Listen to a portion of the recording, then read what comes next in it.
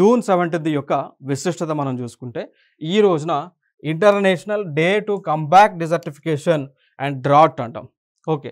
So అంటే ఇక్కడ ఏం లేదండి, అంతర్జాతీయ ఎడారీకరణ మరియు కరువుపై పోరాట దినోత్సవం జరుపుతూ ఉంటాం. సో సింపుల్గా ఏం లేదు, ఇక్కడ మనకి ఏంటి అంటే ఇక్కడ సరైన సమయంలో వర్షాలు పడకపోవటం వలన, సరైన టైంలో వర్షాలు ఎందుకు పడట్లేదు, ప్రకృతిలో వచ్చినటువంటి మార్పుల వలన.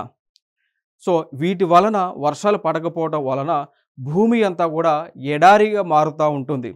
సో ఆ ఎడారిగా మారటం వలన ప్రజలకు నష్టము, పర్యావరణానికి నష్టము, భూమిపై ఉన్నటువంటి ఫ్లోరా అండ్ ఫానా, సో చెట్లకు, వృక్షాలకు, మొక్కలకు, జంతువులకు నష్టము. కాబట్టి ఆ ఎడారీకరణ అనేటువంటిది జరగకుండా ఉండే విధంగా ఎటువంటి చర్యలను తీసుకోవాలో అవన్నీ కూడా ఈ రోజున తీసుకోవడం జరుగుతూ ఉంటుంది.